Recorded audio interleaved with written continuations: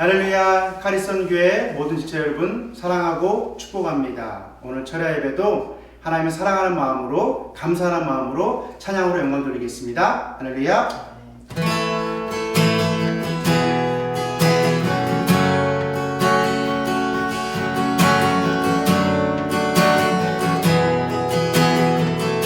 주여 우리 연약합니다. 우린 오늘을 힘겨워합니다.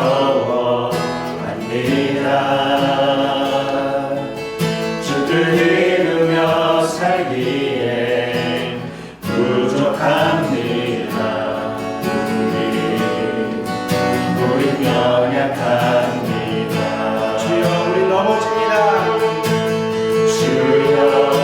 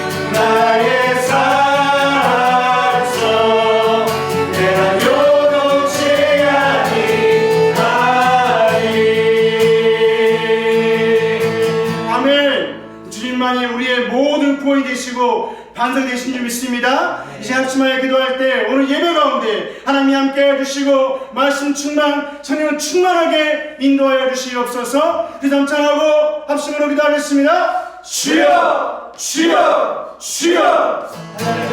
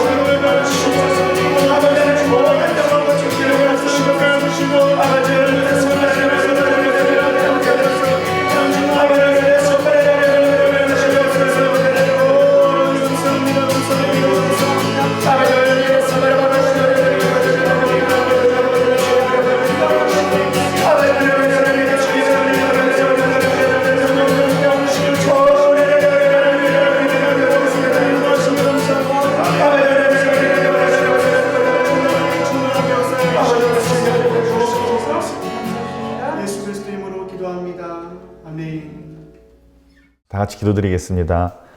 네, 할렐루야. 영화롭고 자비로우신 하나님 아버지, 오늘도 주님께서 우리를 구원하시고 우리를 또 우리 삶 가운데 아버지 같이 해주심을 감사합니다.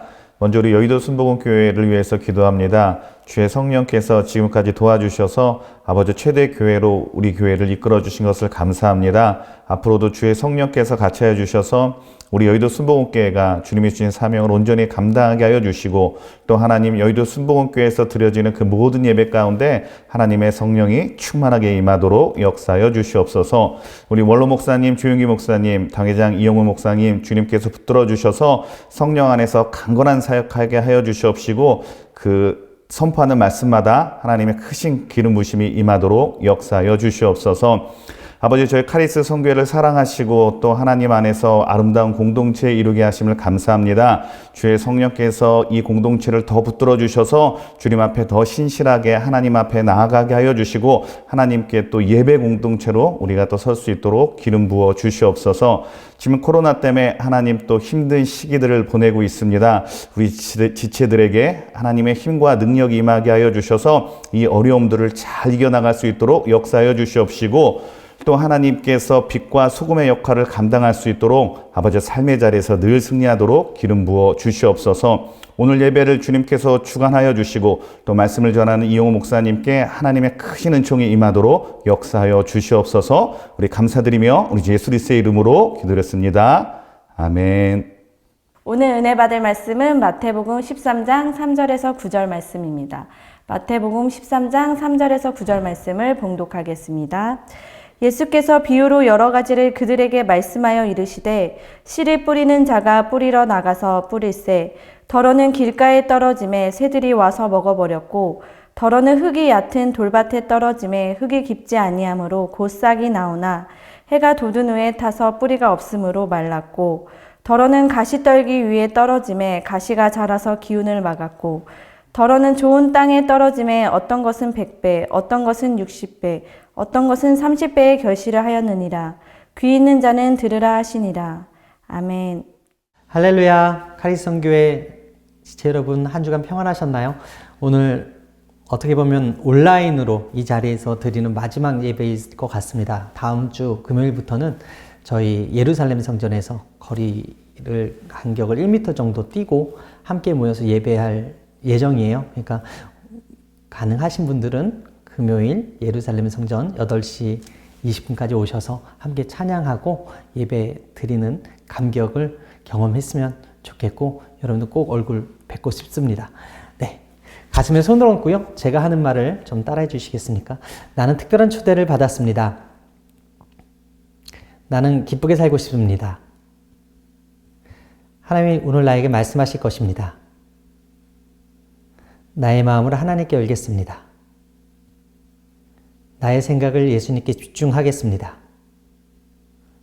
나는 행복을 선택하겠습니다. 들은 만큼 반드시 행복해집니다. 들은 만큼 반드시 변합니다. 믿으십니까? 제가 여러분 축복하기 원하는데 축복할 때 있는 자리에서 아멘하고 크게 외치시면 그 복이 여러분들에게 임하게 될 줄 믿습니다. 여러분 행복하십시오. 성령 충만하십시오. 오늘 여러분들에게 좋은 일이 있습니다. 오늘 이유미 전도사님이 봉독해 주신 마태복음 13장 3절에서 9절 말씀을 근거로 해서 따라하겠습니다. 하나님의 꿈, 열매 맺는 삶. 하나님의 꿈, 열매 맺는 삶이라는 제목으로 함께 은혜 나누도록 하겠습니다. 우리가 사는 이 땅은요, 매우 복잡합니다. 염려, 걱정이 있어서 마음에 근심이 많은 땅에 우리가 살아가고 있습니다. 우리가 사는 세상은요, 완벽한 무균 상태의 땅이 아닙니다. 예전에는 지구 반대편에 어떤 일이 일어나도 우리는 알지 못했던 그런 시대였는데, 이제는 한 지역에 어떤 일이 일어나면 바로 뉴스로 떠서 알 수 있는 그런 시대가 되었습니다. 바이러스도 이제는 중국의 바이러스인데 그게 우리랑 무관하지 않게 되었다라는 거죠. 여러분, 이 코로나 사태가 언제 끝날 것 같으세요? 세계적으로 이 코로나 바이러스로 인해서 다 전 세계가 경제적으로 타격을 입고 불안과 공포 속에 있는데 언제 끝날 거라고 생각을 하시나요? 인터넷 전후로 시대가 바뀌었고요. 스마트폰이 나온 이후 전후로 또 시대가 바뀌었거든요. 그런데 코로나 이전과 이후로 또 시대가 바뀔 것 같다라는 전문가들의 이야기가 있습니다. 사람들의 사는 방법과 생각하는 방식들이 코로나 전후로 달라질 거라는 거예요. 그렇다면 우리 믿는 사람들은 이 전과 이 후가 어떻게 달라져야 되겠습니까? 질병을 통해서 세상이 바뀐다. 그리고 예전과는 다른 삶의 양식들이 펼쳐질 것이다. 이럴 때 교회 생활과 신앙 생활 우리 어떻게 이어나가야 되겠습니까? 하나님 앞에서 어떻게 살아가야 되겠습니까? 여러분, 애굽에 10가지 재앙이 내렸을 때 그 10가지 재앙의 모든 그 원인이 무엇이었습니까? 바로 이스라엘 백성들의 부르짖음을 하나님께서 들으셨고 바로의 강팍함 속에서 그들을 구원하시기 위한 하나님의 선하신 계획이 그 10가지 재앙 안에 있었거든요. 그들이 두려워하던 것을 우상으로 만들었지만 하나님께서는 그 우상이 아무것도 아닌 것들을 10가지, 아무것도 아님을 10가지 재앙을 통해서 가르쳐 주셨어요. 이 세상에 왜 예수님이 오셨습니까? 왜 밤중에 찾아온 니고데모를 만나셨고 목숨 걸고 사마리아를 통과하러 가셔서 사마리아 우물가 곁에서 여인을 만나셨습니까? 부활하시고 본디오 빌라도에게 본때를 보여주려 가시지 아니하고 문을 꽁꽁 잡아서 숨어 있었던 그 제자들을 만나시고 너에게 평강이 있으라 라고 선언하셨을까요? 결국에는 오늘을 사는 우리 모두를 예수님이 만나고 싶어 하신다는 거예요. 불안하고 두렵고 미래가 답답하고 나의 삶에 만족이 없는, 그래서 평안이 없는 우리들을 예수님께서 오셔서 만나주시기를 원하신다라는 거예요. 그 예수님이 우리의 만나가 되시고 붙잡아야 될 이유가 되시고 인생 속에서 예수님만을 먹고 마시는 인생이 되게 해주시겠다고 오늘도 우리에게 말씀으로 찾아와 주고 계신다라는 거예요. 여러분, 성경을 보면요 9,000개가 넘는 하나님의 언약의 약속의 말씀이 기록이 되어 있다고 합니다. 이 9,000개 다 알아야 될까요? 9,000개 다 알 필요 없어요. 한 가지만 잡아도 돼요. 2가지 정도만 알아도 돼요. 하나, 2개만 붙들어도 우리 안에 평강이 있을 수 있어요. 우리 안에 두려움이 사라져 갈 수 있어요. 여러분, 어둠에 빛이 임할 때 빛으로 인해서 어둠이 물러가는 것처럼 우리 안에 예수 이름이 그리고 예수님의 평강이 임하게 될 때 우리 안에 있는 두려움과 불안과 염려, 걱정, 공포가 다 사라짐을 믿으시게 되기를 바랍니다. 예수님이 우리에게 오시는 건 우리를 죽이려고, 우리를 힘들게 하려고, 우리 삶에 어려움을 주려고 오시는 것이 아니라 너에게 평강이 있을지어다. 두려움에 떨고 있는 힘들고 어려운 환경 속에 울고 있는 우리들, 상처와 아픔 속에 힘들어하는 우리들에게 위로와 치료를 주시고자 찾아오시는 예수님이심을 말씀을 통해 깨닫는 지혜가 있게 되기를 주님의 이름으로 축원합니다. 이럴 때일수록 우리가 더 말씀을 가까이 하고 말씀을 붙드는 게 저와 여러분들이 사는 길인 거예요. 왕의 진미를 거절하고 다른 것에 입되지 아니하고 오직 하나님의 그 말씀에 따라 살기로 결단했던 다니엘과 같이 아무리 시대가 바뀌어도 약속의 주님만 붙들고 마지막 때 더 정신 차리고 주님 앞에 나아가는 여러분 되시기를 주님의 이름으로 축원합니다. 오늘 본문에 나오는 건 비유입니다. 보이지 않는 것을 설명하는 것을 비유라고 이야기하는데 보이지 않는 것을 설명하기 위해서 예수님께서 설명하는 것이 오늘 본문에 나와요. 하나님 나라 여러분 우리가 눈으로 볼 수 없지 않습니까? 그런데 그 하나님 나라를 가르쳐 주시기 위해서 쓴 것이 바로 이 비유였어요. 여러분 예수님께서는 가끔 비유를 많이 사용하셨는데 씨 뿌리는 자의 비유, 가라지의 비유, 겨자씨의 비유, 그리고 잃은 양의 비유, 돌아온 탕자에 대한 비유, 그리고 잃어버린 동전에 대한 그런 비유들. 그러면서 예수님께서 마태복음 13장 9절에 뭐라고 말씀하시냐면 귀 있는 자는 들으라 하시니라 라고 말씀하고 있어요. 마태복음 13장 16절에 그러나 너희 눈은 봄으로 너희 귀는 들음으로 복이 있도다 라고 말씀하고 있어요. 어려운 환경 속에서 하나님의 말씀이 들려오고 있다면 오늘 이 말씀이 귀에 들리고 있다면 여러분들에게 복이 있는 거예요. 할렐루야. 오늘 이 말씀이 귀에 들리는 은혜가 있을지어다. 말씀을 들음으로 복을 받는 저와 여러분 되시기를 주님의 이름으로 축원합니다. 오늘 본문의 씨 뿌리는 비유는 공간복음인 마태복음, 마가복음, 누가복음에 모두 기록되어 있어요. 그만큼 이 본문이 중요하다라는 거거든요. 씨 뿌린 자의 비유는 예수님이 갈릴리 순회 사역 중에 전하신 보이지 않는 하나님 나라에 대한 것이었습니다. 예수님은 비유로 말씀하심으로 하나님 나라에 대한 중대한 비밀을 무리 그리고 군중에게는 가리시고 예수님을 따랐던 12 제자에게만 해석해 주시고 가르쳐 주셨습니다. 마태복음 13장 10절 이하에 제자들이 예수께 나와 이르되 어찌하여 그들에게는 비유로 말씀하시나이까 대답하여 이르되 천국의 비밀을 아는 것이 너희에게는 허락되었으나 그들에게는 아니 되었나니. 여러분 유대 문헌을 보면요. 씨 뿌리는 것이 하나님이 생명을 주시는 행위로 기록이 되어 있습니다. 예수님은 이를 복음 전하는 일과 관련해서 비유로 풀어서 제자들에게 말씀해 주셨어요. 팔레스타인의 농부가 밭을 일구기 전에 먼저 씨를 흩뿌린다고 합니다. 그 씨들이 비유에 묘사된 대로 길가에도 뿌려지고 바위에도 뿌려지고 가시떨기 위에도 뿌려지고 좋은 땅 등에도 떨어지는 이때 땅을 경직하고 씨를 뿌리는 것이 아니기 때문에 씨를 뿌리는 자는 자기가 뿌린 씨들 중에 대부분이 열매를 맺는지 열매를 맺지 못하는지 알지 못하고 그냥 뿌리는 거예요. 길가 위에다, 바위 위에다, 가시덤불 위에다, 좋은 땅에다 뿌려요. 하지만 좋은 땅인지 나쁜 땅인지 근본적으로 구분할 수 있는 방법은 무엇을 보고 알 수 있습니까? 시간이 지난 이후에 씨 뿌린 그곳에 열매가 맺혀지는가 그렇지 않은가를 따라서 그 땅이 좋은 땅이었는지 나쁜 땅이었는지 볼 수가 있거든요.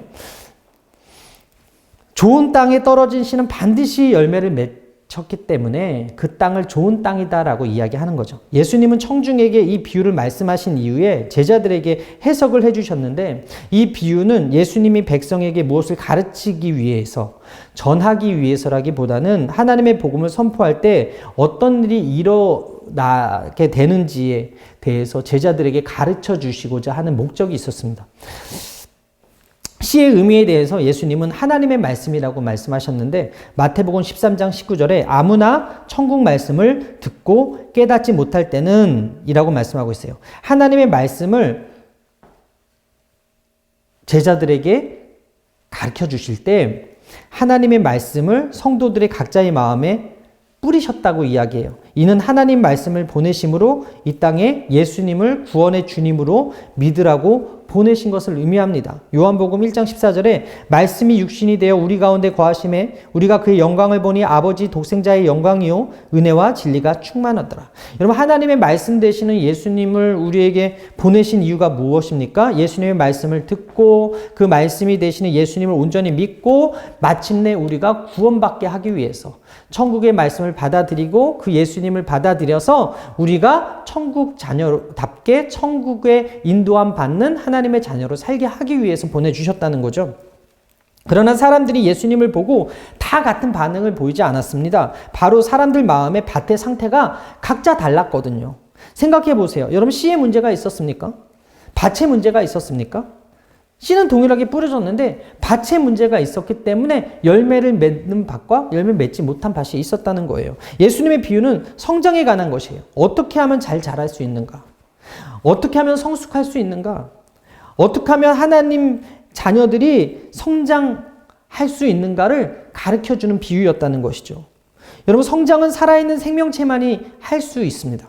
오늘 씨 뿌리는 자의 비유는 하나님의 꿈 이야기인데 하나님이 어떤 꿈을 가지고 계시는가에 대한 이야기가 오늘 이 비유에 녹아 있다는 거예요. 이 비유 속에 변하지 않는 것과 변하는 것이 있다면 좋은 씨와 나쁜 씨는 없어요. 씨는 다 똑같이 좋은 거예요. 그리고 씨는 째째하게 뿌리는 것이 아니라 넘치도록 뿌려졌다는 것이 오늘 성경에서 우리에게 보여주는 것입니다. 또한 씨를 뿌리는 사람도 변하지 않았어요. 어떤 땅에도 그 사람이 서 있었습니다. 문제는 변하지 않는 씨와 사람이 아니라 그 밭이 문제였다는 거예요. 땅이 변수였다는 거예요. 좋은 땅이 있고 그렇지 못한 땅이 있었다는 거예요. 열매를 맺는 땅이 있었고 열매를 맺지 못한 땅이 있었다는 거예요. 즉 뿌리는 사람이 문제가 아니고 씨가 문제가 아니고 땅이 문제였다라는 거예요.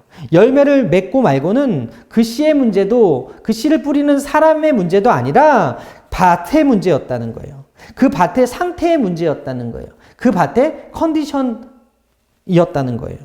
그 컨디션에 의해서 씨의 열매가 결정되었다는 것입니다. 즉 그 마음의 컨디션, 그 씨를 받는 마음의 상태를 의미한다라는 것이죠. 여러분 따라해 보겠습니다. 따라합니다. 나는 한 가지는 걸린다. 이 네 가지 중에 한 가지는 반드시 걸린다. 여러분 대개 사람들이 혈액형이 A형, B형, AB형, O형 이렇게 네 개 혈액형이 있거든요. RH, AB, O형, AB형이 있겠지만 AB, O, AB형 여기에는 네 가지 부류에 누구든 걸리는 것처럼 오늘 말씀에 누구든 하나는 걸린다는 거예요. 좋은 밭인가 아니면 길가에 있는 밭 아니면 돌짝에 있는 밭 아니면 가시떨기에 떨어진 밭인가. 오늘 이 말씀을 통해서 내가 어떤 밭인가 점검하는 시간이 되었으면 좋겠습니다.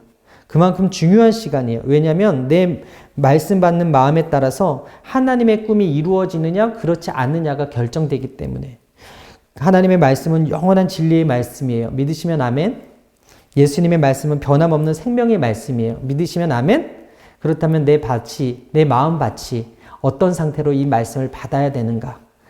우리는 자신이 예수님의 비유에 등장하는 네 가지 땅 중에 어디에 속하는가를 말씀을 통해 깨닫고 예수님이 원하시는 아름다운 땅으로 귀경되는 역사가 오늘 말씀을 듣는 여러분들에게 있게 되기를 바랍니다. 첫 번째 따라하겠습니다. 길가에 떨어진 씨. 여러분 열매 맞지 못하는 씨가 첫 번째가 뭐냐면 길가에 떨어졌다는 거예요. 오늘 4절에 보게 되니까 뿌릴새 덜어는 길가에 떨어지면 새들이 와서 먹어버렸고 라고 말씀하고 있어요. 팔레스타인의 길은요 밭과 밭 사이에 사람이 다니면서 굳어짐으로 말미암아서 생기거든요. 딱딱해진다라는 거예요. 길가에 떨어졌다는 것은 마귀의 역사로 구원의 주님을 믿지 못하게 되는 경우를 의미합니다. 길가의 해석은 마태복음 13장 19절에 기록되어 있는데 예수님께서 이렇게 말씀하십니다. 아무나 천국 말씀을 듣고 깨닫지 못할 때는 악한 자가 와서 그 마음에 뿌려진 것을 빼앗나니 이는 곧 길가에 뿌려진 자요라고 말씀하고 있어요. 여기서 우리가 주목해야 할 단어가 뭐냐면 아무나라는 단어거든요. 우리는 아무나 만날 수 있어요. 그리고 아무나 귀하게 대접할 수도 있어요. 그러나 아무나 우리 마음에 들어오게 해서는 안 돼요. 모든 사람이 귀해요. 그런데 모든 사람이 다 유익하진 않아요. 특별히 요즘은 이단이 많지 않습니까? 이단은 우리 마음에 있는 말씀을 빼앗아가기 위해서 애쓰고 힘쓰고 노력해요. 이단은 우리 마음속에 있는 생명을 빼앗고, 이단은 우리의 마음속에 있는 진리를 빼앗고, 우리 마음속에 있는 그 예수님을 빼앗으려고 노력해요. 특별히 신천지는 우리가 더더욱 경계해야 될 이단이라는 거죠. 가까이에서는 안 될 이단이라는 거죠. 따라서 우리는 받은 말씀을 빼앗기지 않도록 신앙으로 철저히 무장을 해야 됩니다. 베드로전서 5장 8절 이하에 근신하라 깨어라 너희 대적 마귀가 우는 사자같이 두루다니며 삼킬 자를 찾나니 너희는 믿음을 굳건하게 하여 그를 대적하라. 이는 세상에 있는 너희 형제들도 동일한 고난을 당하는 줄 알미라. 여러분, 길가는요 말씀을 도둑질하는 마음이에요. 출애굽 시절에 바로가 모세한테 이렇게 얘기합니다. 너희들만 가서 하나님께 예배하고 아이들은 놓고 가라. 출애굽기 10장 11절 그렇게 하지 말고 너희 장정만 가서 야훼를 섬기라. 이것이 너희가 구하는 바니라. 이에 그들이 바로 앞에서 쫓겨나니라. 결국 아이들이 말씀 듣지 못하게 하는 거 마귀가 원하는 거예요. 하나님께 예배하지 못하게 하는 거 사탄의 전략이에요. 아더 핑크의 출애굽기 강의를 보게 되면 사탄이 이렇게 말합니다. 만일 내가 꼭 그렇게 해야만 한다면 그리스도인이 되라. 허나 너의 식구들에게는 종교를 강요하지 말고, 그리고 특별히 그것으로 너희 자녀들을 졸라대지 말라. 그들은 그런 것들을 이해하기에 너무 어리다. 지금은 그들이 행복하도록 그대로 두라. 그들이 자라면 진지하게 고려할 시간은 얼마든지 있다. 만일 내가 오늘 그들에게 영적인 것을 조른다면 그들로 실증을 느끼게 하여 그들을 불신앙으로 끌고 갈 것이다. 여러분, 2차 세계대전의 전범인 히틀러가요, 아이들을 세뇌시키기 위해서 그 교과 과정을 바꾸었습니다. 그리고 공산주의자가 되는 가장 좋은 방법은 18살 전까지 공산주의 이론만 가르치는 것이라고 합니다. 그만큼 교육이 중요하고 그만큼 무엇을 배우는가가 중요한데, 요사이 9시에 우리가 기도회 하잖아요. 근데 아시다시피 저희 가정은 그 아이들이 4명이에요. 근데 그 아이들이 함께 모여서 10분 동안 기도를 합니다. 길게 못 합니다. 그런데도 이 10분 동안 찬양하고 기도하는 시간에 아이들이 기도를 해요. 통성으로 기도를 해요. 비록 그 기도의 그 내용이 세련되지 못해요. 그 내용이 어떻게 보면 어른들이 보면 웃음이 나올 내용이에요. 그런데도 그 아이들이 눈을 감고 무릎을 꿇고 10분 동안 하더라니까요. 이것은 무엇을 의미합니까? 어리다고 우리가 무시하면 안 된다는 거예요. 그 아이에게도 영이 있어요. 그 아이에게도 하나님의 말씀이 들어가면 그 아이가 변해요. 그런데 사탄은요, 그 아이에게 예배하지 말라 하는 거예요. 그 아이에게 말씀 들려주지 말라라는 거예요. 그 아이는 너무 어리다고 이야기하는 거예요. 여러분, 우리가 이 말에 속지 않게 되기를 바랍니다. 미국 교사들의 통계를 보게 되면 학생 훈련 지도 대상이 1940년과 1990년 이후에 많은 차이가 난다고 이야기를 해요. 앞에 것이 1940년대고 뒤에 것이 1990년대 이후인데, 한번 여러분 보시게 되면 1위가 뭐냐면 1940년대는 말하는데 중간에 끼어들지 말 것. 왜? 이것은 나쁜 짓이니까. 그런데 1990년대 1위가 무엇입니까? 마약하지 말 것이에요. 2위는 껌 씹지 말 것이었는데 1990년대는 술 절제할 것. 1940년대 3위는 시끄럽게 떠들지 말 것. 이것이었는데 1990년대는 임신만 피할 것.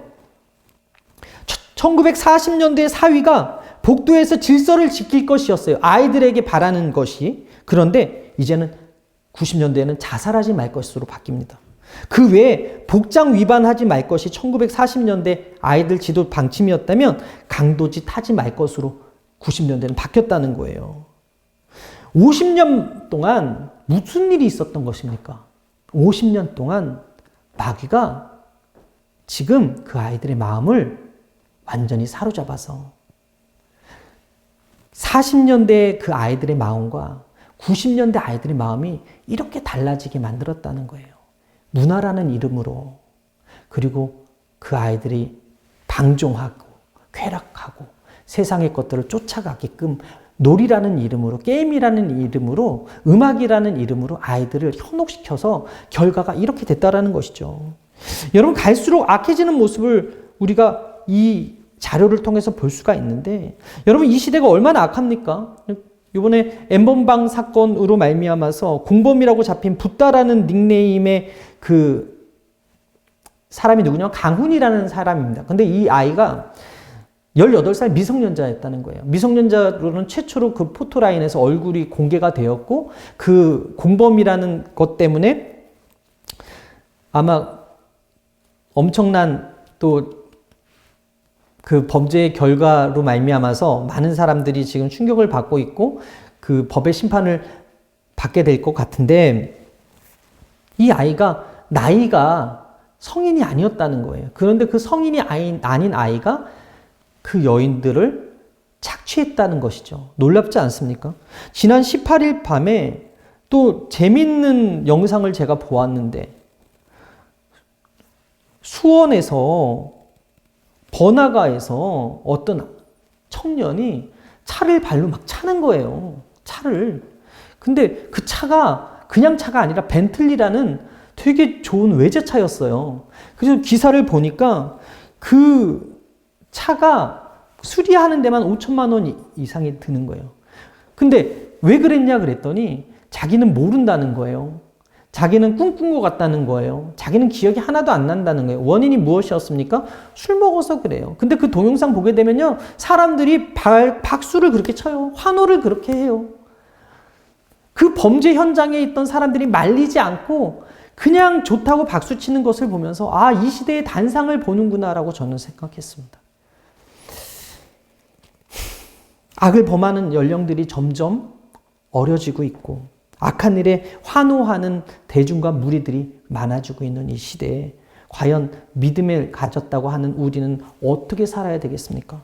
오늘 길가의 비유에서 실질적인 대상은 하나님 나라의 실제를 이해하지 못한 종교 지도자들이 대부분이었습니다.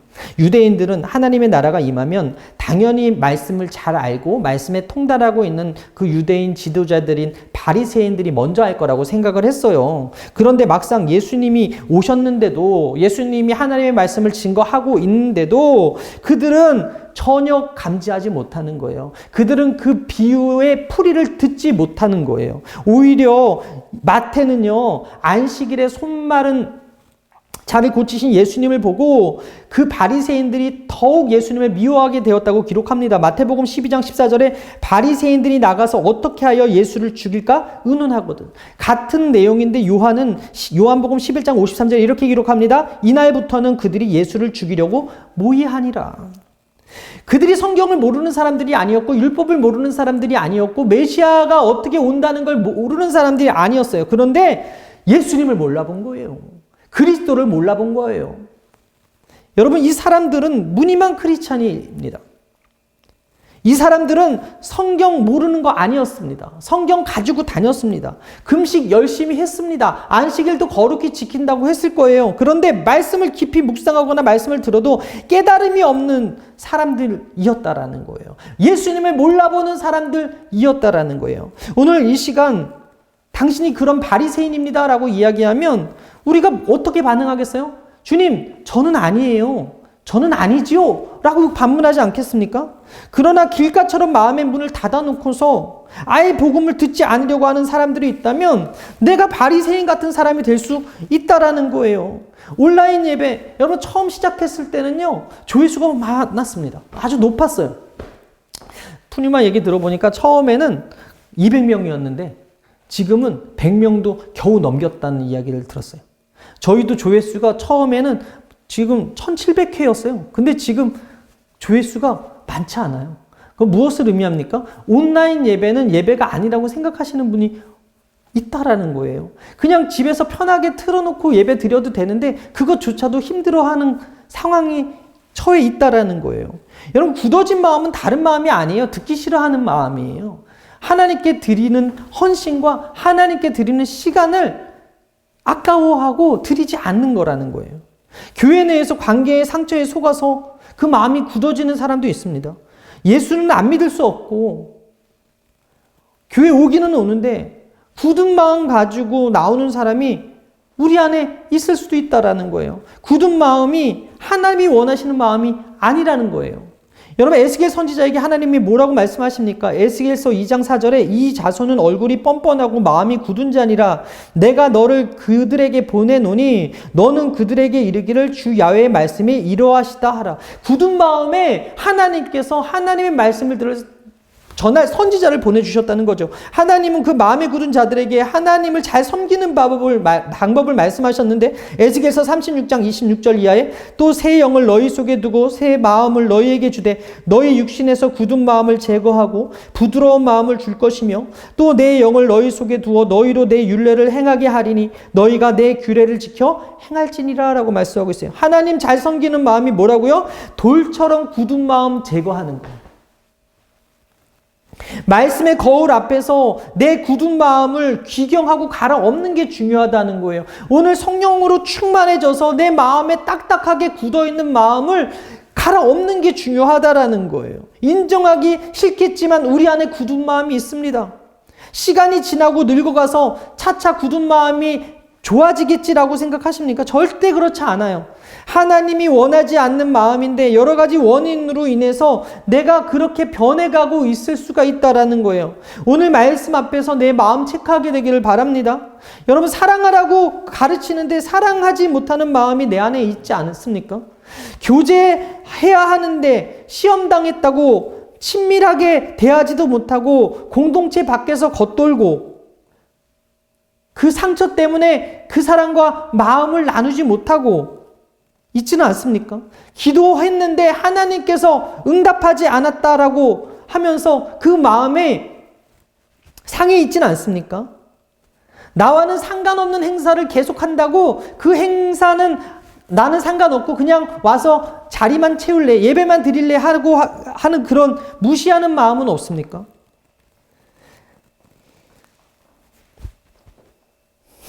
어느덧 내 마음에 길가처럼 굳어져 있는 것은 아닙니까? 늘 체크해 봐야 된다는 거예요. 교회에 와서 습관적으로 조는 사람도 있고 아예 대놓고 자는 사람도 있어요. 여러분, 이것도 굳은 마음의 일종이거든요. 경계해야 된다는 거예요.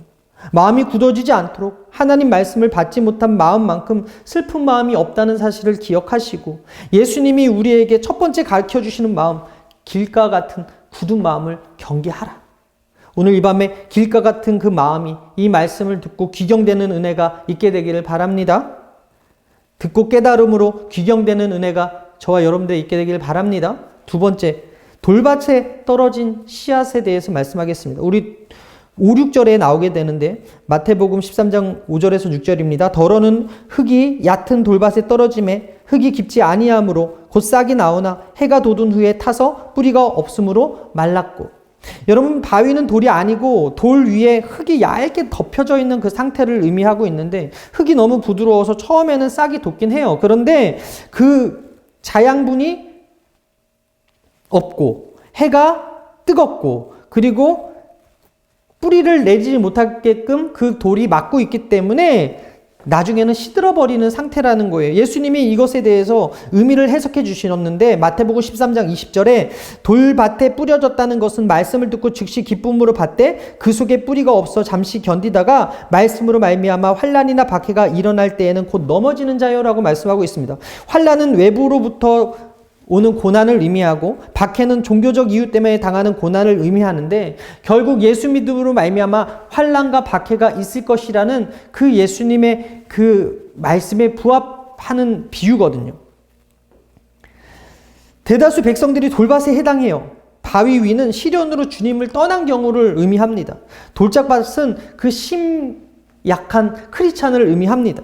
어려움이 오면 믿음을 저버리고 말씀을 저버리고 예수를 부인하고 세상을 향해 나아가는 그런 신앙인을 의미한다라는 거예요. 걱정거리가 생기면 환난, 피폐, 박해를 견디지 못하는 그런 사람들, 태양이 장렬하면 말라버리는 그런 상태, 신앙을 잃어버리는 거죠. 돌밭은 뿌리를 깊이 내릴 수도 없는 땅이기 때문에 뿌리를 잘 내려야 나무가 건강하게 자라고 열매를 맺는데, 우리 신앙도 뿌리를 잘 내려야 건강하게 성장할 수 있는데 오늘 뿌리를 내리지 못하는 그 상태를 이야기하고 있는 거예요. 그렇다면 신앙의 뿌리를 잘 내린다는 것은 무엇을 의미합니까? 그것은 균형 잡힌 신앙인이 되는 거예요. 하나님은 우리가 이성적으로도 감정적으로도 의지적으로도 균형 잡히길 원하세요. 자신의 신앙을 감정에 의존하는 사람이 있습니다. 감정은 여러분 하루에 12번도 바뀌어요. 아침에 기분 좋았는데 저녁에 기분 나쁠 수도 있어요. 환난과 박해 앞에서 그 감정에 뿌리를 박은 사람들은 어떻게 해요? 무너지기 쉽다는 거예요. 변하기 쉬운 감정에 자신의 신앙을 맡기지 않게 되기를 바랍니다. 영원히 변함없는 하나님 말씀에 믿음의 뿌리를 박으라는 거예요. 요사이 가짜뉴스에 그 뿌리를 박고 있는 사람도 있어요. 정치적인 이슈에 뿌리를 박고 있는 사람도 있어요. 뉴스, 확인되지 않은 그런 뉴스들에 뿌리를 박고서 살아가는 사람도 있어요. 여러분, 리처드 포스터가 이렇게 얘기했습니다. 얕은 마음이 현대인이 가진 저주라고 이야기했어요. 얕은 땅에서는 뿌리 내리지 못해요. 예수님은 그 상태를 경계하라고 말씀하고 있어요. 여러분, 믿음은 반응이에요. 말씀에 대한 반응에 따라서 구원의 길을 가느냐 혹은 반대의 길을 걷게 되느냐가 결정되어 있어요. 예수님께서 제자들에게 이 시대의 특징에 대해서 말씀하실 때 이렇게 말씀하셨습니다. 마태복음 11장 15절에 귀 있는 자는 들을지어다. 이 세대를 무엇으로 비유할까? 비유하건대 아이들이 장터에 앉아 제 동물을 불러 이르되 우리가 너희를 향하여 피리를 불어도 너희가 춤추지 않고 우리가 슬피 울어도 너희가 가슴을 치지 아니하였다 함과 같도다. 이 시대의 특징이 뭐라고요? 귀 있는 자가 들어야 될 이 시대의 특징은 반응하지 않는 시대적 특징이 있다는 거예요. 우는 자와 함께 울고 웃는 자와 함께 웃어야 되는데 우는 것에도 관심 없고 웃는 것에도 관심 없고 무관심한 세상이라는 거예요. 여러분, 화천, 연천, 포천서 쓰레기산으로 몸살로 인해서 이재명 경기지사가 1억 원의 현상금을 걸었다는 뉴스를 보았습니다. 밤새 쓰레기가 쌓이는데 누가 갖다 놓은지 모르는데 계속해서 쓰레기를 갖다 버린다는 거예요. 텔레그램 N번방의 가담자를 지금 잡아들이고 있는데 10대를 가해한 사람들 중에 똑같은 10대들이 있었다라는 거예요. 잡힌 140명 가운데 10대가 25명이나 됐대요. 전문가들이 이 N번방을 통해서 그 울리는 그 수익을 그 성착취물을 만들어내는 범죄 행위를 마치 권력이라고 느끼고 그 사람들을 엄벌하지 않고 그대로 방치한 결과 그렇게 더 악한 결과물에 아이들이 노출되었다고 이야기합니다. 죄를 죄답게, 죄의 형벌을 무겁게 다루지 않으니까 그 죄를 따라 사는 연령이 더 어려지고 있다라는 거예요. 죄를 잡아들이지 못하니까 죄진 사람들을 엄벌하지 않으니까 아무도 안 보는 그 밤에 쓰레기를 그렇게 버리고 도망가더라는 것이죠. 오늘 이 예화가 주는 교훈이 뭐예요? 반응하라는 거예요. 고린도후서 1장 19절에 우리 곧 나와 실루아노와 디메드로 말미암아 너희 가운데 전파된 하나님의 아들 예수 그리스도는 예하고 아니라 함이 되지 아니하셨으니 그에게는 예만 되었느니라. 여러분, 하나님 말씀이 선포될 때 아멘 하는 거 중요합니다. 아멘은 반응이거든요. 그 말씀대로 살겠습니다. 그 말씀에 전적으로 동감합니다. 이것이 내가 하나님의 말씀을 받은 자로서의 예의거든요. 하나님 나라의 본체신 예수님이 오셨어요. 그리고 천국 복음을 전파하셨어요. 그랬을 때 적지 않은 유대인들이 예수님을 따라왔어요. 그리고 열광적으로 반응했어요. 마태복음 21장 9절 이하에 앞에서 가고 뒤에서 따르는 무리가 소리 높여 이르되 호산나 다윗의 자손이여 찬송하리로다. 주의 이름으로 오시는 이여 가장 높은 곳에서 호산나 하더라. 그런데 예수님이 예루살렘에 입성하고 나서 성전을 정화하고 나서 체포당하시고 산헤들린과 빌라도 앞에서 신문과 고문을 당하니까 그 사람들이 돌변해서 어떻게 바뀌었습니까? 예수를 십자가에 못 박으라고 소리치기 시작합니다. 누가복음 23장 21절에 그들은 소리질러 이르되 그를 십자가에 못 박게 하소서, 십자가에 못 박게 하소서 하는지라. 뿌리 없는 자들의 전형적인 모습, 하나님의 말씀에 뿌리 받지 못하고 자신의 감정에 뿌리 박아서 반응하는 자들의 전형적인 모습을 유대인들이 보여줬다라는 거예요. 사랑하는 여러분, 결국 그들이 결실하지 못했습니다. 하나님 나라가 임했는데 그 나라 가운데 주인공으로 서지 못했습니다. 그 나라를 거부하고 하나님의 아들을 못 박아 죽인 사람들이 되었다는 거예요. 오늘 우리에게 주시는 교훈이 무엇입니까? 여러분, 듣고 깨달으라는 거예요. 바르게 뿌리 내리라는 거예요. 오늘 이 시간 돌박처럼 흙이 얇아서 그저 말씀을 듣는 척만 하는 사람들이 혹시 있다면 이에 해당하는 사람은 천국 복음을 기쁨으로 잘 받아들이지 못하는 사람들이니까, 깨달음과 헌신이 없는 기쁨은 오래가지 않으니까 저는 바라기는 여러분들이 이 말씀을 들을 때 믿음으로 반응하게 되기를 바랍니다. 믿음으로 아멘하게 되기를 바랍니다. 죄와 심판의 메시지를 무시하지 말고 내가 듣기 좋은 말씀만 듣고 내가 싫은 말씀을 거부하는 것은 뿌리 얕은 믿음이에요. 하나님의 말씀에는요, 죄에 대한 심판이 있습니다. 회개하라고, 돌이키라고, 사랑하는 자녀들에게 돌이키라고 하는 그런 메시지가 있어요. 그런데 우리가 듣고 싶은 것만 듣는다면 유대인들하고 다를 바가 없다라는 것이죠. 따라서 여러분들이 죄와 심판의 메시지를 무시하지 아니하고 믿음으로 반응하고 듣고 깨달아서 천국 복음의 주인공들 다 되시기를 주님의 이름으로 축원합니다. 마지막으로 가시떨기 위에 떨어진 씨를 의미하는데 결실하지 못하는 세 번째 경우는 씨가 가시떨기에 떨어진 경우예요. 마태복음 13장 7절 이하에 더르는 가시떨기 위에 떨어짐에 가시가 자라서 기운을 막았고 라고 기록합니다. 좋은 씨가 떨어졌는데 가시덤불 때문에 기운을 막아서 제대로 열매 맺지 못하고 자라지 못하는 거예요. 이를 예수님이 22절에 이렇게 해석합니다. 마태복음 13장 22절에 가시떨기에 뿌려졌다는 것은 말씀을 들으나 세상의 염려와 재물의 유혹에 말씀이 막혀 결실하지 못하는 자요. 가시떨기에 떨어진 씨는 주위 환경과 여건과 여러 가지 외부의 문제로 인해서 넘어지는 사람을 의미하거든요. 가시 때문에 자라나지 못하는 사람, 생각이 복잡한 신앙인들을 의미합니다. 염려, 걱정, 근심 또 많고, 그래서 더 이상 그 근심과 염려와 걱정 때문에 성장하거나 성숙하지 못하고 하나님의 비전을 이룰 생각도 못하는 거예요. 우리에게 찾아오는 염려와 근심, 재물에 관한 욕심은 우리 신앙에 있어서 가시떨기와 같아요. 세상의 염려와 재물의 유혹에 말씀을 막아버려가지고 결실하지도 못하게 하고 성장하지도 못하게 한다는 거예요. 세상의 염려는 이 세상에서 푹 빠져 사로잡히는 것을 의미하는데 그 대표적인 예가 마태복음 19장에 나오는 부자 청년입니다. 예수님이 이 청년에게 도전하셨죠. 마태복음 19장 21절에 예수께서 이르되 내가 온전하고자 할진대 가서 내 소유를 팔아 가난한 자에게 주라. 그리하면 하늘에서 보화가 내게 있으리라. 그리고 와서 나를 따르라 하시니 그 청년이 재물이 많음으로 이 말씀을 듣고 근심하며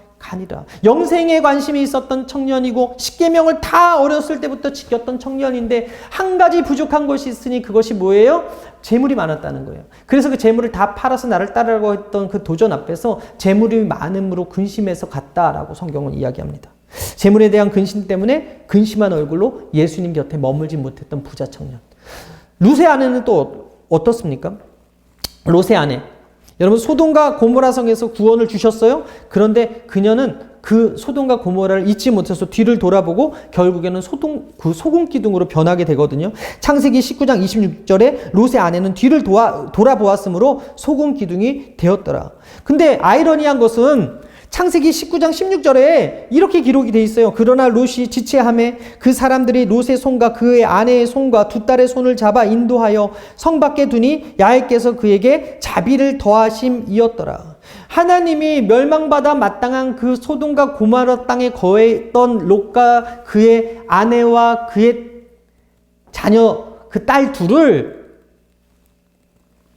그 소돔 밖으로 인도하셨는데 그 상태를 자비를 더하심이라고 이야기해요. 무너져 내리는 그 땅에 뒤를 돌아봐서 결국 소금 기둥으로 변한 그 롯의 아내를 보면서 우리가 깨달아야 될 것이 무엇입니까? 자비를 더하셨는데, 구원을 주셨는데 세상을 돌아본다는 거예요. 재물이 아까워서 돌아본다는 거예요. 구원의 자리에 머물지 못하고 과거를 돌아본다라는 거예요. 우리는 아직 일어나지 않는 일을 가지고 걱정하죠. 대부분의 일은 실현 가능성 없는 일을 가지고 걱정합니다. 어떤 일은 또 걱정해도 소용이 없는 일이 있어요. 여러분, 우리가 이제 앞으로 주름살이 조금 더 늘어갈 거예요. 여기 기미라든가 여기 잔주름 같은 게 조금 더 늘어날 거고, 또 형제 같은 경우에는 이 탈모가 진행되시는 분들도 있을 거예요. 또 옆구리 살이나 뱃살도 가만히 있으면 아마 점점 더 앞으로 나오게 될 거예요. 그런데 걱정한다고 이게 해결된 문제가 아니더라고요. 걱정은 바이러스 같아서 걱정하는 순간에 우리 안에 부활하시고 예수님께서 우리에게 허락하신 그 평강이 없어지기 시작한다는 거예요. 그리고 사람들의 문제점은 쪽집기처럼 찾아내는데 하나님이 주신 그 은혜는 점점점 망각되어져 가고 점점점 잃어져 버린다는 거예요. 하나님은 우리에게 일용할 양식을 위해서 기도하라고 가르쳐 주셨는데 우리는 돈에 목숨을 걸고 살아가고 있다라는 것이죠. 더 큰 창고를 짓는 것이 기쁨인 것처럼 더 많은 돈을 모으려고 노력하고 산다는 것입니다. 여기서 이야기하는 이 가시덤불은 또한 쾌락과 향락인데 삐뚤어진 즐거움, 절제를 벗어난 즐거움이 쾌락이고 향락입니다. 대표적인 인물이 누구예요? 삼손 아닙니까? 나신인으로서 거룩한 자로서 태어났지만 적국의 그 드릴라에게 어떻게 해요? 자신의 비밀을 가르쳐 줌으로 인해서 결국에는 그 눈이 뽑히고 머리가 밀려서 그 비참한 최후를 맞게 되지 않았습니까? 그러나 요셉, 여러분 아시다시피 보디발의 아내가 계속해서 유혹했지만 그 자리에 있지 아니하고 겉옷을 벗어 던져버리고 도망갔지 않아요. 피함으로 이겨냈잖아요. 똑같은 유혹 앞에서 두 사람의 마음가짐이 달랐기 때문에 결과가 어떻게 됐어요? 너무나 다른 인생이 되었지 않습니까? 요한일서 2장 15절 이하에 이 세상이나 세상에 있는 것들을 사랑하지 말라. 누구든지 세상을 사랑하면 아버지의 사랑이 그 안에 있지 아니하니 이는 세상에 있는 모든 것이 육신의 정욕과 안목의 정욕과 이생의 자랑이니 다 아버지께로부터 온 것이 아니요 세상으로부터 온 것이라. 이 세상도 그 정욕도 지나가되 오직 하나님의 뜻을 행하는 자는 영원히 거하느니라. 따라합니다. 오직 하나님의 뜻을 행하는 자는 영원히 거하느니라. 영원히 거하는데 방해가 되는 것이 바로 걱정과 재물과 그리고 쾌락이라는 거예요. 이 걱정 때문에, 이 재물 때문에, 이 쾌락 때문에 많은 사람들이 주님을 떠나가고 있는 이 시대에 우리는 걱정과 재물과 쾌락은 없이 살 수는 없지만 걱정과 재물과 쾌락을 마음의 주인 삼고 살지 않게 되기를 바랍니다. 이런 사람들이 바로 입만 무성하고 열매 없는 사람, 잎사귀는 무성한데 신앙적 열매 없는 사람들을 의미한다라는 거예요. 여러분 열매 맺으려면 어떻게 해야 돼요? 기다리는 시간이 필요해요. 투자하는 시간이 필요해요. 양분을 공급하는 시간이 필요해요. 인내와 기다림의 시간이 필요해요. 오늘 백인덕 자매가 이렇게 또 와가지고 바이올린을 켜줬는데 저도 바이올린을 치고 싶었어요. 그런데 바이올린을 사놓고 만약에 연습하지 않는다면 저는 바이올린을 잘 칠 수가 없겠지요.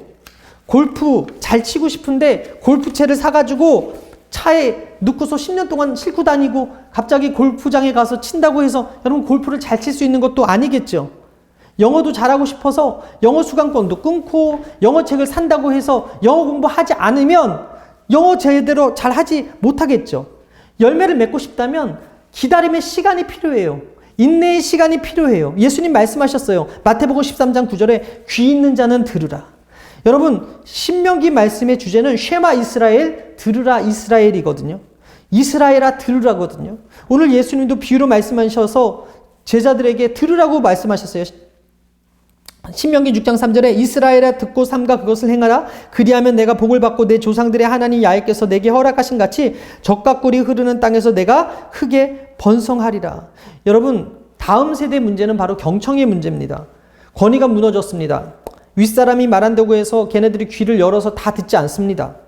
지금 온라인 강의가 시작됐고 온라인 계약이 시작돼가지고 집집마다 태블릿이나 컴퓨터를 열어서 TV를 열어서 지금 강의를 듣고 있지만 그 아이들이 그 강의를 잘 듣고 있다는 확신이 없는 것은 제대로 체크가 안 된다라는 거죠. 이 시대의 문제가 뭐냐면 집중해서 안 듣고 경청하지 않는 태도로부터 문제가 시작되는 거예요.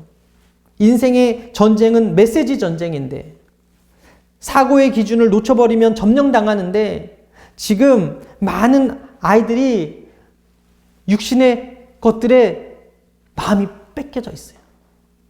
하나님의 말씀을 집중하는 것보다 세상의 게임에 집중하는 시간이 훨씬 많고 학교 공부를 하는 것보다 그 학교 공부 시간에 다른 짓을 하는 친구들이 더 많다는 뉴스를 보았습니다.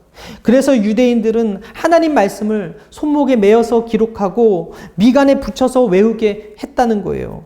축복의 언어라는 책에 게리 스몰리 박사님이 축복받지 못하는 아이들의 결과 곧 중독인데 그 어떻게 중독되느냐에 대해서 이렇게 말합니다. 축복을 받지 못하고 자란 아이들에게는 다음과 같은 연구 결과가 나타났다. 친밀한 인간관계를 원한다. 하지만 결혼관계, 연인관계, 친구관계를 오래 지속하지 못한다. 또한 두려움, 불안, 우울, 그리고 감정적인 움츠림이 나타났다. 이들은 스펀지처럼 배우자, 자녀, 교회 성도들의 삶의 진액을 조금도 남김없이 빨아들인다. 상처를 받으면 절대로 용서하지 않는다. 또한 배우자나 자녀들, 친구들과도 적당한 거리를 두어 스스로를 보호하려고 한다. 그래서 외로움이 많다. 사랑과 칭찬에 많이 굶주린다. 그래서 그것을 채우려고 각종 중독에 빠진다. 여러분, 생명이 없는 그 돈, 향락, 그리고 마귀가 주는 그 두려움 잡고 살면요, 결국 어떻게 됩니까? 죽게 되는 거예요. 결국 어떻게 됩니까? 살기 힘들어지는 거예요. 결국 어떻게 됩니까? 중독에 빠질 수밖에 없는 거예요. 여러분, 내가 어떤 거를 붙들고 시간을 많이 보내느냐에 따라서 그 사람의 가치가 달라지는데, 여러분, 하나님 말씀을 가까이 하고 그 말씀을 들으려고 집중하고 그 말씀을 내 마음판에 새기려고 노력하면 여러분 10년 후가 달라질 거예요. 그런데 세상의 것들을 껴안고 돈을 껴안고 두려움을 껴안고 살면 10년 후가 달라질 거예요. 하나님께서는 시간이 필요하다 그랬어요. 열매 맺는 시간이 필요하고 인내의 시간이 필요하고 기다림의 시간이 필요하고, 우리는요 다 완벽하지 못해요. 그래서 말씀이 필요한 거예요. 우리는요 다 잘나지 못했어요. 그래서 하나님의 말씀을 들어야 되는 거예요. 그래서 그 마음반에 하나님의 말씀을 새기고 그 말씀을 주야로 묵상하고 나아갈 때 반드시 하나님은 우리에게 열매 맺게 해주신다고 오늘 성경에 기록하고 약속하고 계신 거라는 것입니다. 여러분, 마귀는 사람들이 믿어 구원받지 못하게 하려고 지금도 이 시간에 마음속에 말씀을 도둑질하려고 노력하고 있습니다. 스마트폰을 통해서, 게임을 통해서, 음란한 것들을 통해서 하나님의 자녀들의 마음속에 말씀이 심겨지는 것을 방해하고 있어요. 예수님께서 듣기는 들어도 깨닫지 못하는 자가 있다고 분명히 말씀하셨거든요. 마태복음 13장 14절 이하에 이사야의 예언이 그들에게 이루어졌으니 일렀을 때 너희가 듣기는 들어도 깨닫지 못할 것이요 보기는 보아도 알지 못하리라. 이 백성들의 마음이 완악하여져서 그 귀는 듣기에 둔하고 눈은 감았으니 이는 눈으로 보고 귀로 듣고 마음으로 깨달아 돌이켜 내게 고침을 받을까 두려워함이니라 하였도다. 그러나 이 말씀을 듣고 보는 우리에게 복이 있다고 분명히 이야기합니다. 마태복음 13장 16절에 그러나 너희 눈은 봄으로 너희 귀는 들음으로 복이 있도다. 마태복음 13장 18절에 그런즉 씨 뿌리는 비유를 들으라. 여러분, 들으라는 것은 정확하게 다른 사람들은 몰라도 제자들인 너희가 듣고 깨달았으면 좋겠다.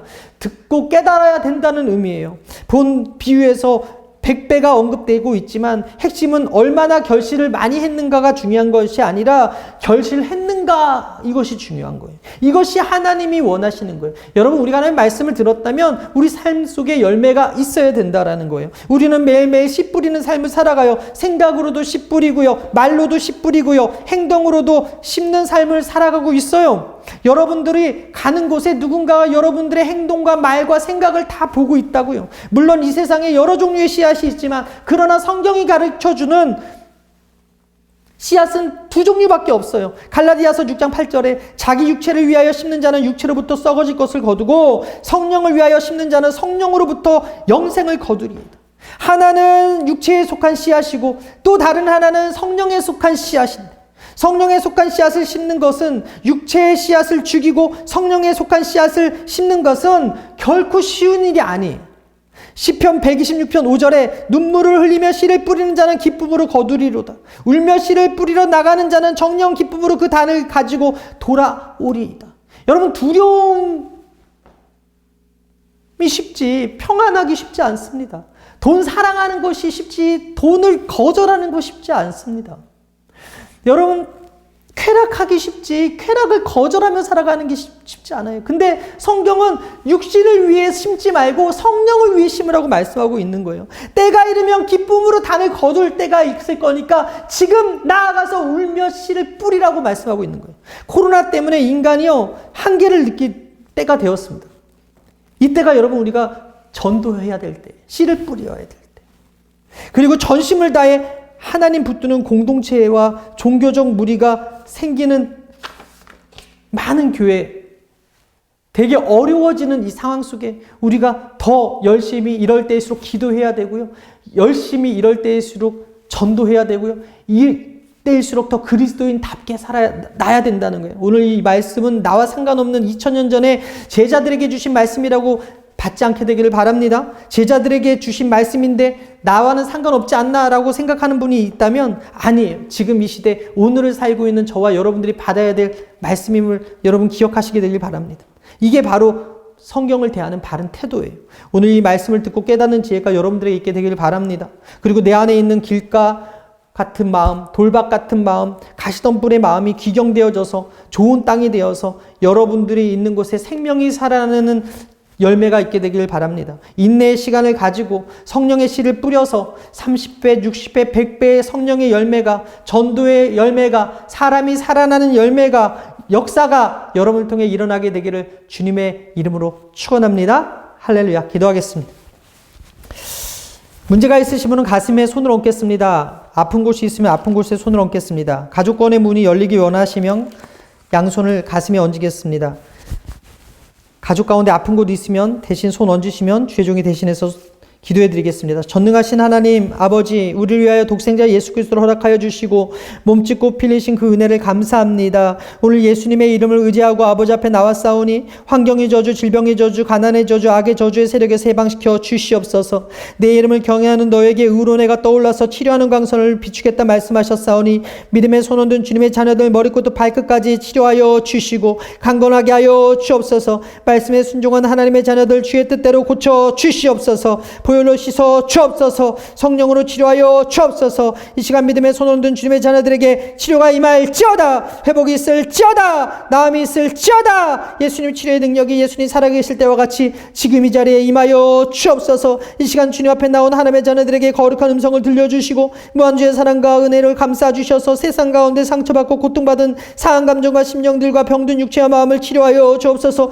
회복시켜 주옵소서. 위로하여 주옵소서. 어루만져 주옵소서. 하나님의 구원과 하나님의 치료를 이 시간 나타내 보여 주옵소서. 너희 모든 더럽고 추악한 염려 걱정 근심 질병아 나사렛 예수의 이름으로 명하노니 묵고 흘러갈지어다. 떠나갈지어다. 사라질지어다. 원수마귀야 사랑하는 하나님의 자녀의 몸과 마음과 생각에서 떠나가게 될지어다. 예수의 이름으로 고침받을지어다. 자유가 임할지어다. 나음이 있을지어다. 회복이 있을지어다. 분노는 떠나가라.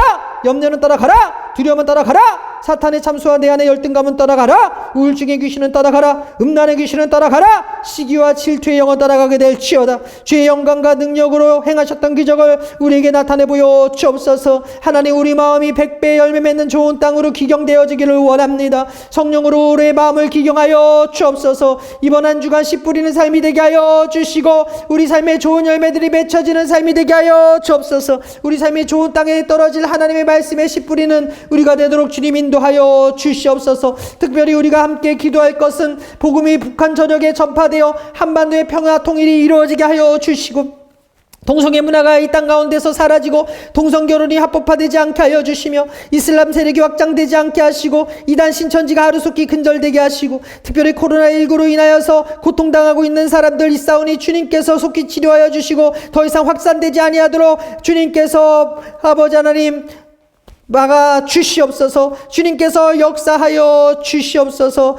아버지 하나님 우리가 다시 다음 주부터 모여서 함께 예배할 텐데 뜨겁게 예배하고 찬양할 수 있는 그날을 볼 수 있도록 주님께서 우리 마음 가운데 불안과 염려와 걱정과 근심과 두려움이 사라지는 은혜의 역사가 있도록 인도하여 주시옵소서. 이 시간 가지고 나온 개인 가정 생활하고 물질 모든 문제 다 주님 앞에 맡겨드리오니 주님께서 좋은 것들로 풍성하게 채워 주시옵소서. 주님께서 역사하여 주시옵소서. 사랑하더라 사랑하는 딸아 내가 내 기도를 들었고 내 눈물을 보았노라. 내 믿음이 너를 구원했으니 평안히 가라. 내 믿음대로 될지어다. 믿음대로 될지어다. 오늘 우리의 기도를 들으시고 우리 함께 하시는 주님을 찬양합니다. 주님의 놀라운 은혜와 역사가 오늘 이 시간 말씀 듣고 돌아가는 하나님의 사람들의 가정과 생활과 가정과 모든 것 위에 아버지 함께하여 주시옵소서. 눈물로 아버지 씨를 뿌릴 때 기쁨으로 단을 거두며 하나님께 영광이 되어지는 귀한 인생들 다 되어질 수 있도록 인도하여 주시옵소서. 감사드리며 이 모든 말씀 살아계신 예수님의 이름 받들어 축복하며 감사하며 간절히 기도합니다. 아멘. 지금 우리 주 예수 그리스도의 무한하신 은혜와 아버지 하나님의 영원하신 사랑하심과 보혜사 성령님의 내주 교통 인도 충만케 하시는 역사가 오늘 귀한 금요철야 온라인 예배를 마친 하나님의 권속들의 개인과 가정과 자녀와 사업과 직장과 학교와 학원과 모든 것 위에 지금부터 영원토록 함께 있을지어다. 아멘.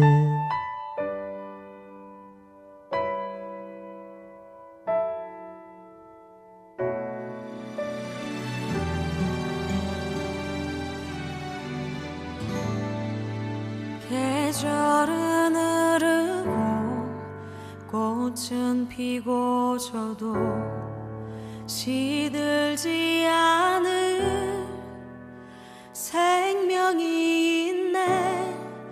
바랄 수 없었던 죄인인 나에게 생명의 주님 자신을 주셨네.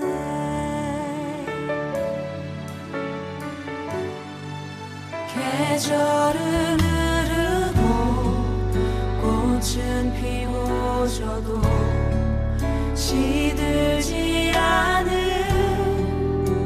생명이 있네.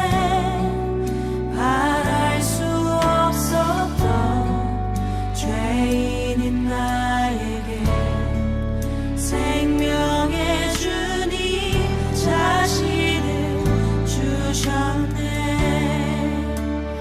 나의 삶은 내 주 예수의 것이니 내 생명 다해 예수로 살리. 내 모든 것 내 주 예수의 것이니 내 전부 되신 예수로 살리.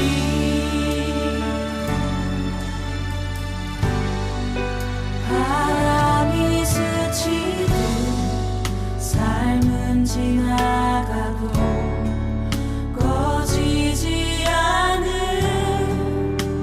소망이 있네.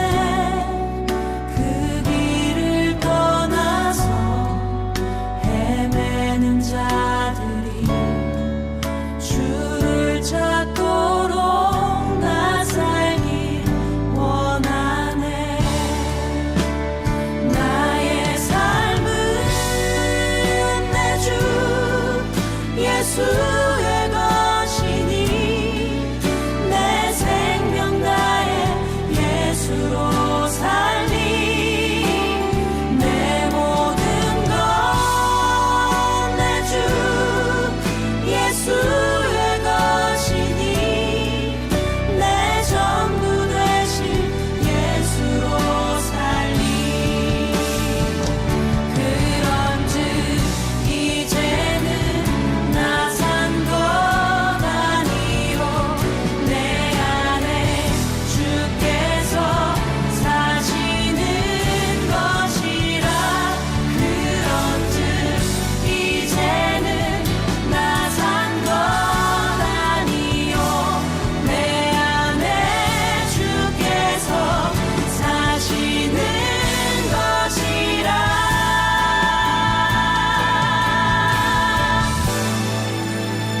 나의 삶은 내 주 예수의 것이니 내 생명 다해 예수로 살리. 내 모든 것 내 주 예수의 것이니 내 전부 되신 예수로 살리. 나의 삶은 내 주 예수의 것이니 내 생명 다해 예수로 살리. 내 모든 것 내 주 예수의 것이니 내 전부 되신 예수로 살리. 내 전